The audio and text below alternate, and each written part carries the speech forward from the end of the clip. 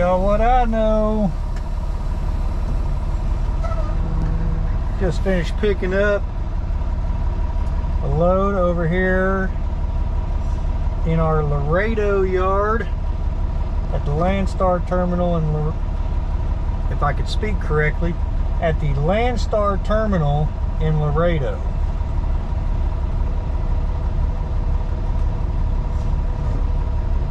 And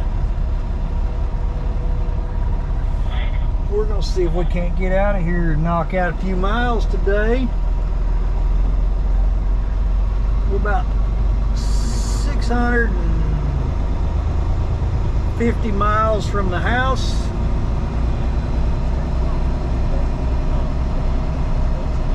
About 975 miles from our delivery location. It doesn't have to be delivered till Monday morning, and it is currently Thursday afternoon.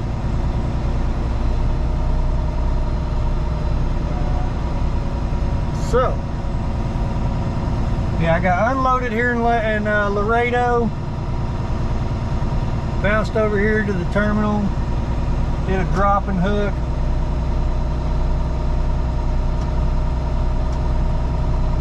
And I don't know why it is, but anytime you do a drop and hook in a border town, and it's a load that came over from Mexico, you better make sure you got you some glad hand seals. I don't know why. I don't know if it's some kind of game. I don't know if glad hand seals are hard to come by in Mexico, but for some reason, these drivers that bring them over from Mexico, they take the glad hand seals every time. Like I said, I don't know why.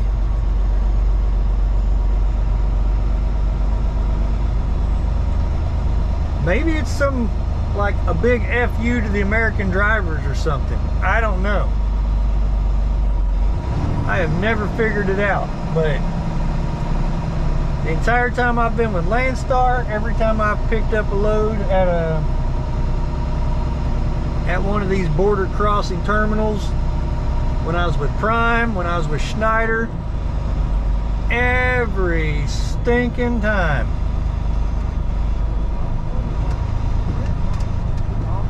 I'd have to put glad hand seals on the trailer because whoever dropped the trailer took them.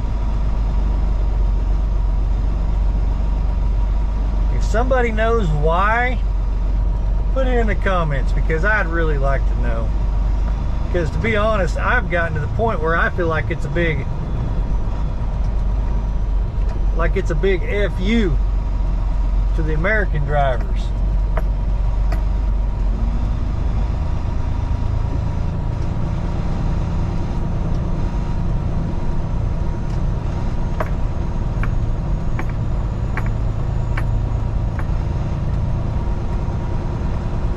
And I don't want to feel that way. I really don't. So I keep telling myself, it's got to be some kind of game or something. But either way, even if it's a game, I think it's just completely disrespectful to us. Because I don't do it. If I bring a load to the yard here that's got to go down to Mexico, I don't pull the glad hand seals out. So, I don't know. Maybe I'm overthinking it or something.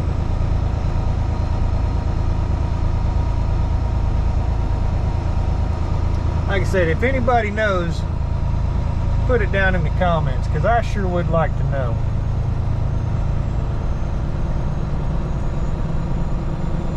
Because I don't find any humor in it. You know, I buy glad hand seals so that way I have them when I need one. Like when a glad hand seal goes bad. Not because somebody took the glad hand seals. So, anywho. I'll quit ranting on that, but yeah, this load's going up to Kansas City.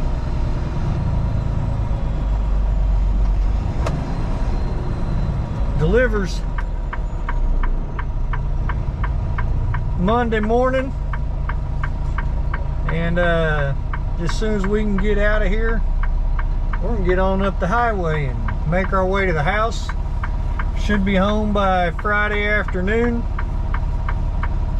I'm gonna do a 34-hour reset at the house, and get back out on the road Sunday and deliver this load. So we're gonna get up the highway. I'll catch up with y'all in a little bit.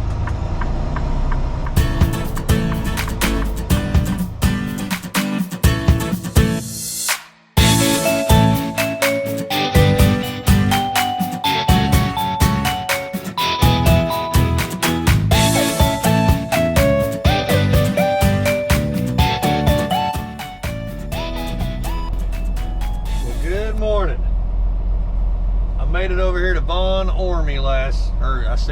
last night. Excuse me, I ain't had a cup of coffee yet, so I can barely talk. I made it over here to Von Ormy yesterday afternoon, and I overslept this morning. Not necessarily that I overslept, I just didn't get up as early as I was hoping to. I was wanting to get through San Antonio before traffic got stupid, but that didn't happen. So I'm gonna pull up here to the pumps, get some fuel, and we're gonna fight our way through San Antonio, Austin, Waco,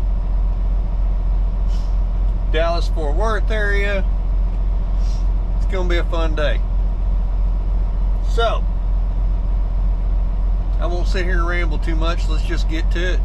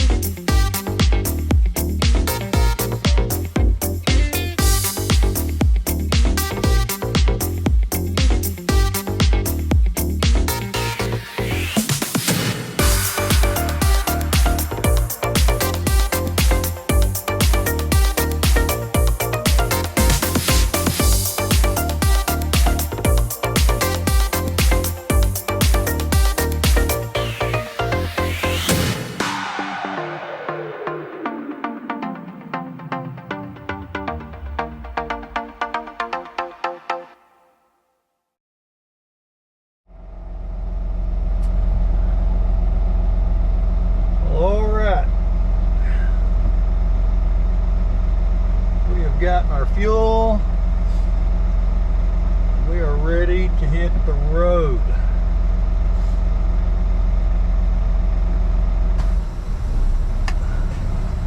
You know, mobile pay, where you can pay through your app, wasn't working this morning. Kept telling me that it couldn't connect with its servers, so I ended up having to actually get out, swipe my card, and punch all my information in.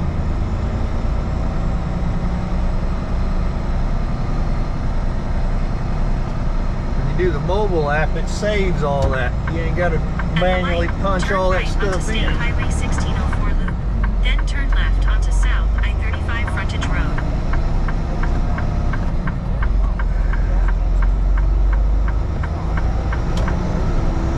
But we got her though. It's funny how you get used to the convenience of something, and then you got to go back to doing something the old way, and it just kind of irritates you a little bit.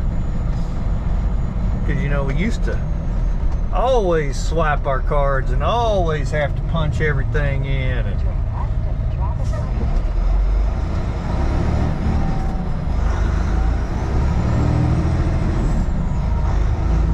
at the light, turn left onto South I-35 frontage road, then turn left to merge onto I-35 north. Used to that convenience though, and all of a sudden once that convenience is no longer there, Just seems to frustrate you a little bit. And I guess I drew the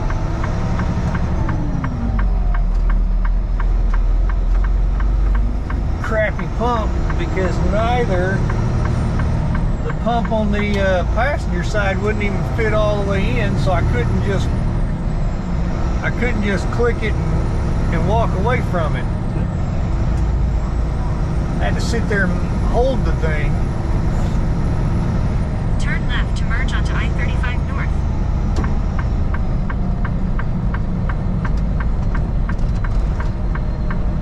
And then the pump on the driver's side,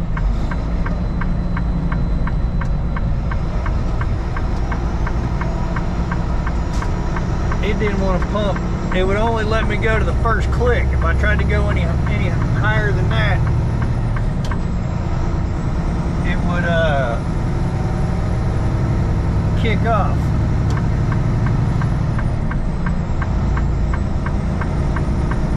But In about 14 miles, keep left onto I-10 west toward Austin. well, we got her done. So we're back on the interstate northbound. We got about 500 miles to the house today. That'll leave us with about, I don't know, probably near 350 to finish out the run. 300 to 350, something like that, depending on the route that I run from the house to Kansas City. But so I'll quit rambling and let's just get on up the highway.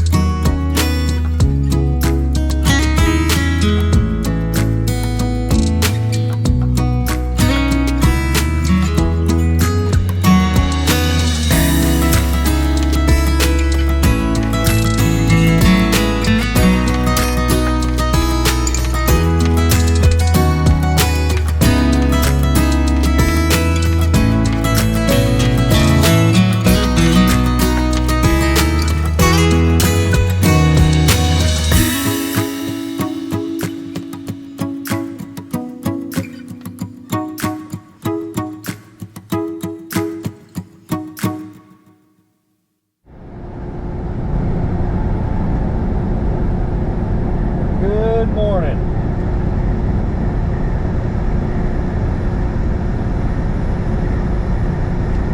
Get y'all caught up where we're at. So I made my way up through Texas. Got home Friday afternoon. Did a 34-hour reset at the house, which gave me a chance to hang out with the family, participate, I guess you could say, in the Christmas parade. I got two daughters that are in the marching band, or in the high school band, and my wife told me that I was going to be walking in the parade with them. So I got to walk in the parade, hand out candy and stuff. So that was fun.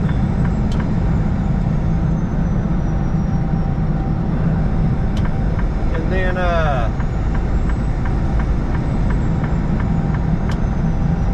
got to go to church with the family on Sunday, and then the wife took me to the truck after we got out of church. And I made my way up here into Kansas. I was looking at a couple different routes. Dang, let's turn that off. Looking at a couple of routes coming in, and I had decided that because I was also looking for a place to stay the night at.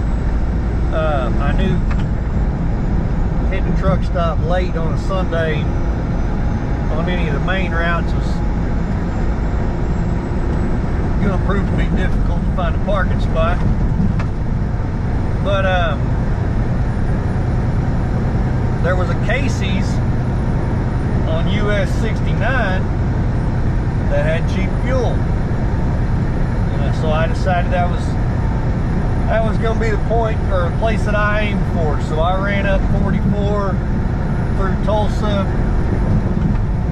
and took US 69 north out of Miami.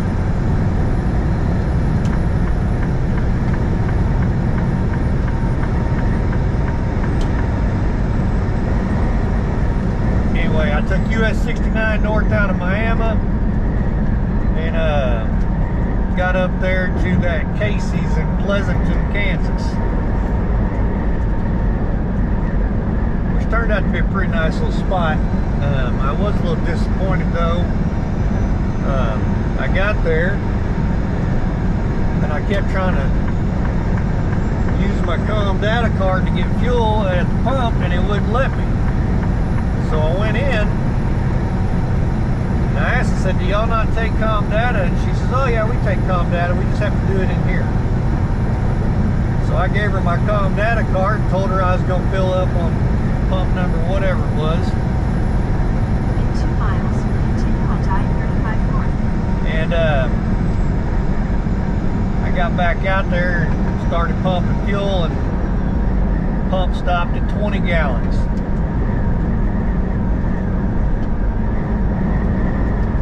So I hung the nozzles up, went back inside, and I said, hey, I wasn't able to fill up, stopped at 20 gallons. She says, oh, that's weird. I said, yeah, I said, I need to fill up.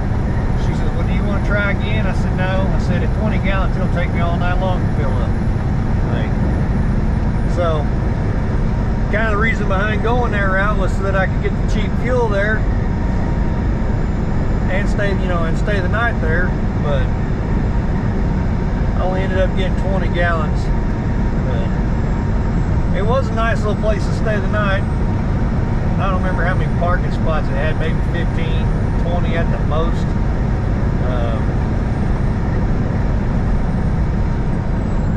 It was a fairly quiet spot to stay the night. There wasn't a lot of trucks there. So that worked out.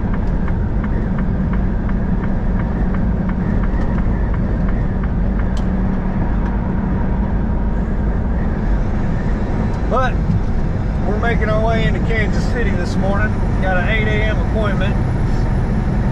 It's currently just a little after 6:30. Continue on to I-35 north. And we still got about 27 more miles. So we got to navigate some traffic here. And we should be there right around the 7:30 timeline. In 4.7 miles, take exit 231A on the left to merge onto I-635. So I'm going to navigate this traffic.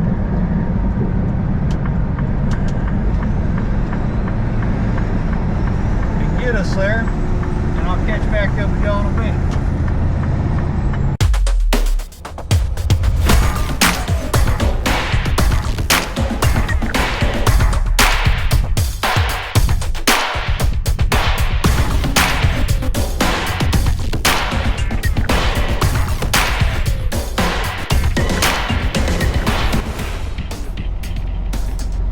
I'm the first one here.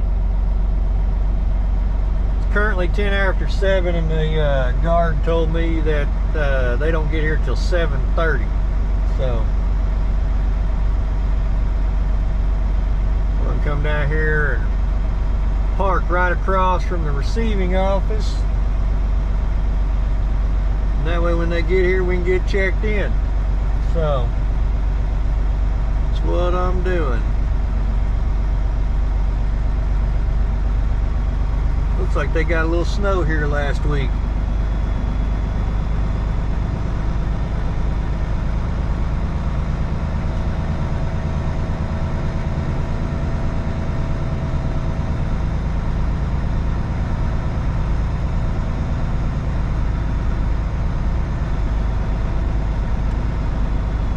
Like I said, I'm gonna park up right here, fixing back into this spot here once I get straightened out. And I'm gonna wait for them to open up so I can get unloaded. I'll catch back up with y'all in a minute.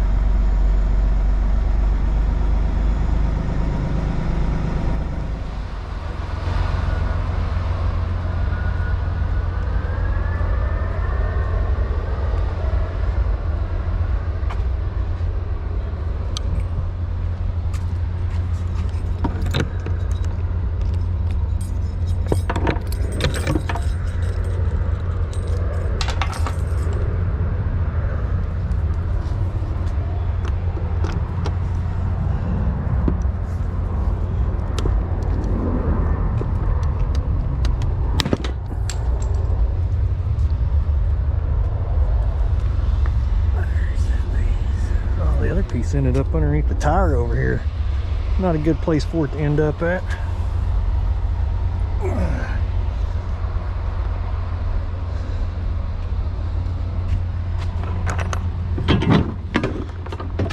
Oh yeah, full load.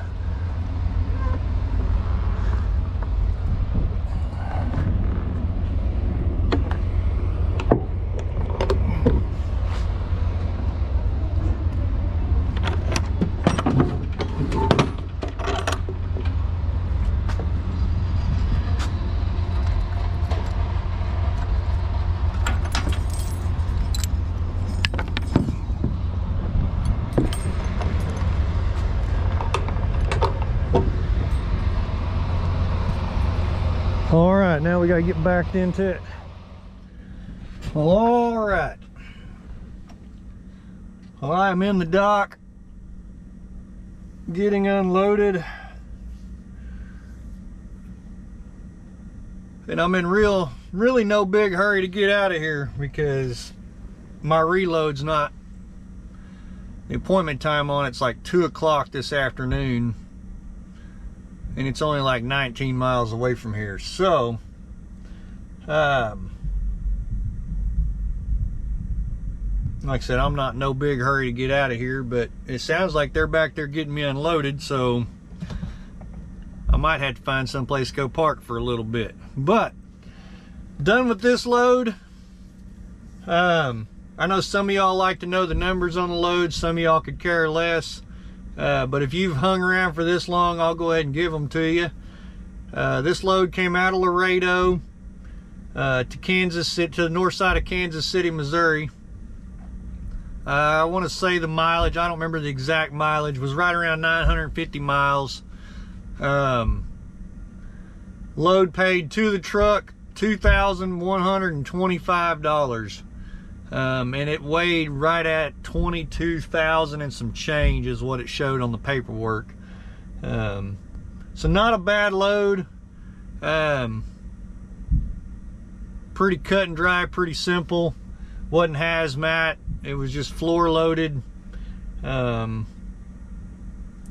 guess floor loaded boxes of boots.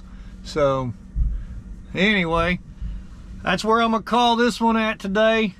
I appreciate y'all for watching. Like always, don't forget to hit that thumbs up, hit that subscribe button, and stay safe. Shiny side up, rubber side down. Catch y'all on the next one.